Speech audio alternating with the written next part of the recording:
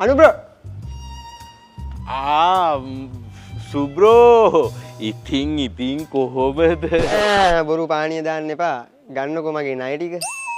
මේ මාර වැඩේ කියන්නේ බ්‍රෝ මේ දවස් ටීවී දාන් වැඩිනේ මගේ දෝනියට අසනීප වුණා නේ ඒකනේ වැඩේ. මේ බොරු කියන්න එපා. ඔය තමසර කොහෙද දෝනියක් කියන්නේ බොරුව දාන්න එපා හැමදාම ගන්න සල්ලි ගන්න අද නම් ගන්න. ගේම් එක කරමු ඈ ඔබ දිනුවොත් එහෙම මං මේ දැන් just now ඔයාගේ ණය ඩබල් කරලා ගෙවනවා. පෙරදුනොත් එහෙම ණය කපා ගන්නවා. මොකද කියන්නේ?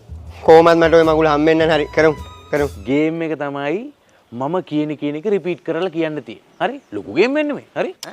හරි කරමු. පටන් ගමු. රතු කිකිලි සුදු කිකිලි. රතු කිකිලි සුදු කිකිලි. මෙතන කිකිලිය කී දෙනාද? දෙන්න. ඔබ පරාදයි. 2000ක් මන් දීලා තියෙන්නේ. මං කියන එක නේ අපෝ කියන්න ඕන. හරි ආයෙ පටන් ගමු. හරි.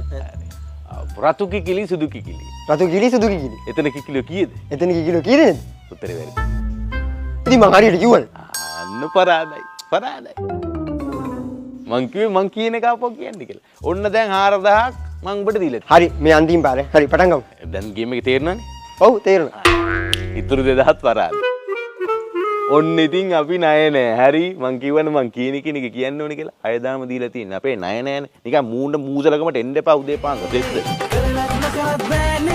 මේකේ ජීවත් වෙන්නේ මාසේ අන්තිම ණය ණය මගේ ණය පොතේ